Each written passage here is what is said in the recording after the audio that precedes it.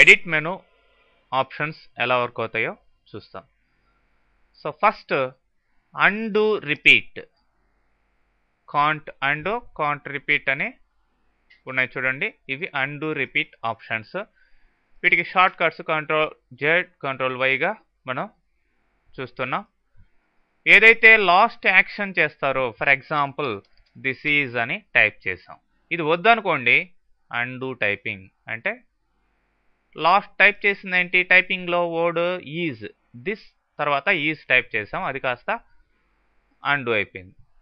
అట్లనే మళ్ళీ and typing. So ఏమవుతుంది, and typing last action cancel అవుతూ వస్తుంది అనమాట. రీడూ టైపింగ్, రీడూ మళ్ళీ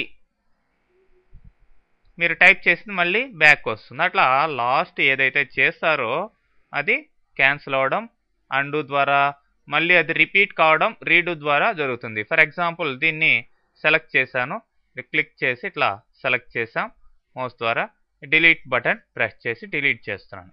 ఇప్పుడు అది మళ్ళీ రావాలి అనుకోండి, అండు క్లియర్. అట్లనే పోవాలి అనుకోండి, మళ్ళీ రీడూ క్లియర్ అంటే సరిపోతుంది. అది మరి కట్, కాపీ ఈ రెండు ఆప్షన్స్ మీరు ఒక డాక్యుమెంట్లో మీరు టైప్ చేసిన ఇన్ఫర్మేషన్ని కానీ, లేదంటే ఏదైనా ఒక పిక్చర్ని కానీ ఆబ్జెక్ట్ని కానీ కట్ చేసుకునేదానికి, కాపీ చేసుకునేదానికి యూజ్ అవుతాయి. For example this is MS word అని టైప్ చేసాం అనుకోండి. మరి దీన్ని సెలెక్ట్ చేసుకోండి. సెలెక్ట్ చేస్తే మాత్రమే ఈ cut to copy options enable అవుతాయి, లేదంటే డిజేబుల్ మోడ్లో ఈ విధంగా డల్గా ఉంటాయి అన్నమాట. మరి కట్ అంటాం. కట్ అంటే చూడండి, ఇక్కడి నుంచి కట్ అయిపోయింది, ఇక్కడి నుంచి క్లియర్ అయిపోయింది, ప్లస్ అది కాస్త క్లిప్ బోర్డ్ అనే ఏరియాలోకి వెళ్ళి ఉంటుంది ఆ ఇన్ఫర్మేషన్. క్లిప్ బోర్డ్ అనేది మీరు కట్ చేసిన, కాపీ చేసిన ఇన్ఫర్మేషన్ని స్టోర్ చేసి పెట్టుకునే ఏరియా. సో మరి ఇప్పుడు ఆ క్లిప్ బోర్డ్లో నుంచి మనం ఏం చేసుకోవచ్చు, పేస్ట్ చేసుకోవచ్చు. చూడండి, ఎన్నిసార్లు కావాలంటే అన్నిసార్లు మీరు పేస్ట్ చేసుకునే అవకాశం ఉంటుంది. పేస్ట్.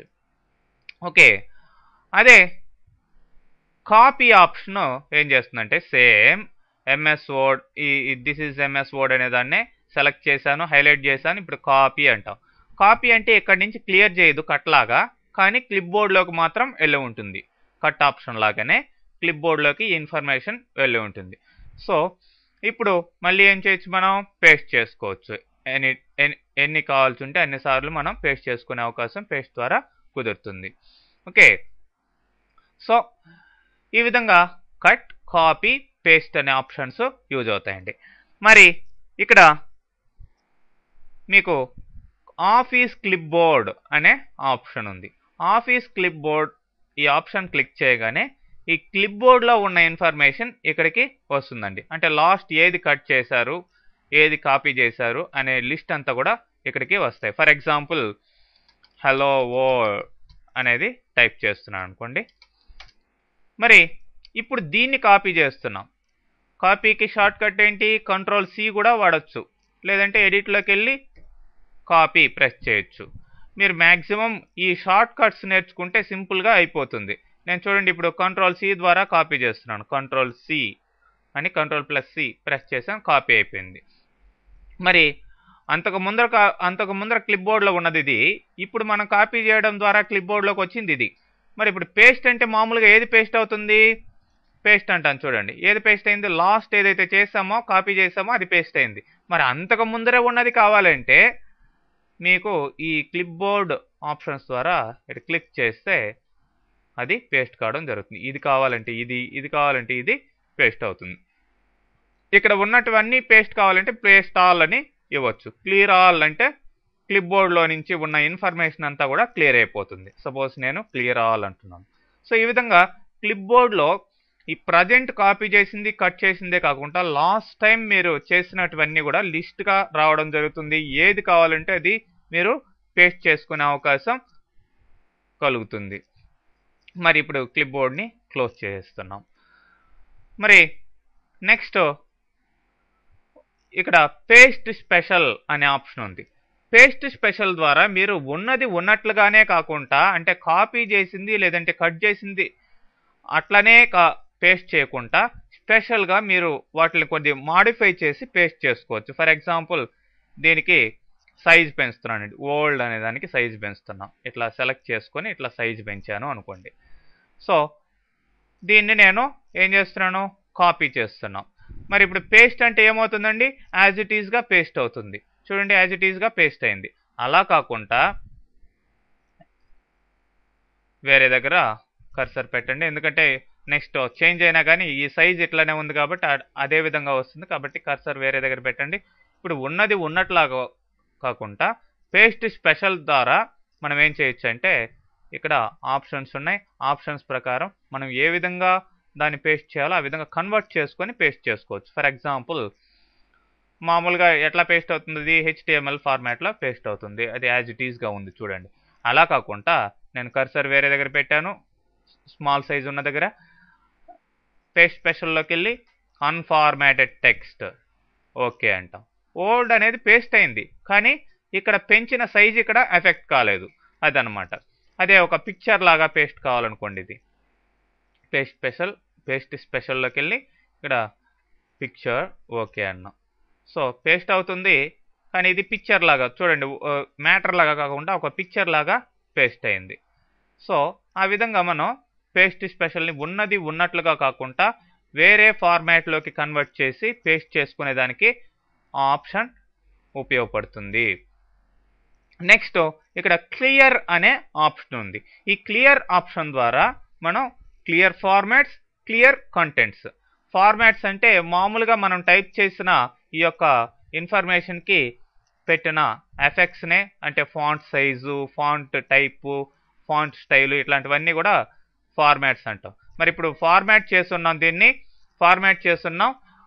ఈ ఫార్మాట్ చేస్తున్న దాన్ని సెలెక్ట్ చేశాను. సెలెక్ట్ చేసిన దాన్ని ఇప్పుడు క్లియర్ ఆప్షన్లోకి వెళ్ళి క్లియర్ ఫార్మాట్స్ అంటాం.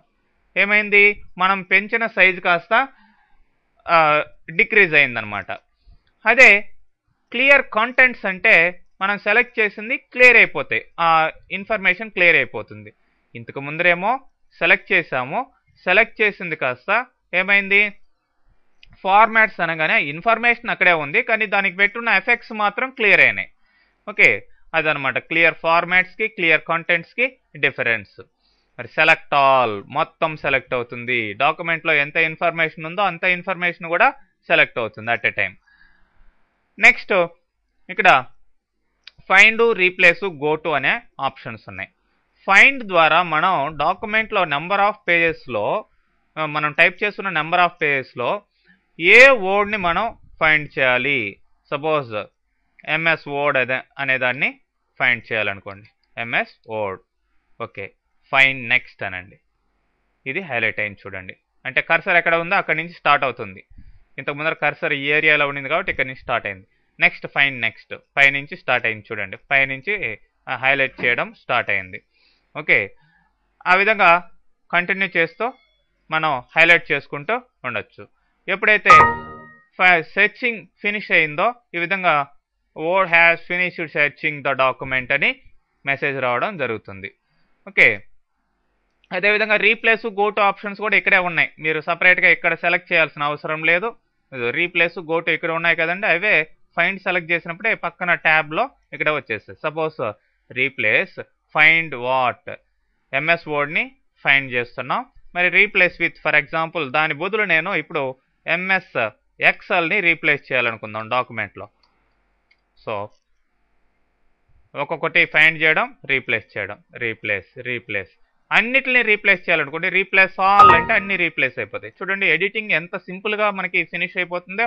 ఆల్రెడీ మనం తప్పుగా ఏదైనా టైప్ చేస్తుంటే దాని బదులు వేరేది ఈజీగా రీప్లేస్ చేయడం ఈ రీప్లేస్ అనే ఆప్షన్ ద్వారా కుదురుతుందండి. అట్లానే గో టు పేజ్.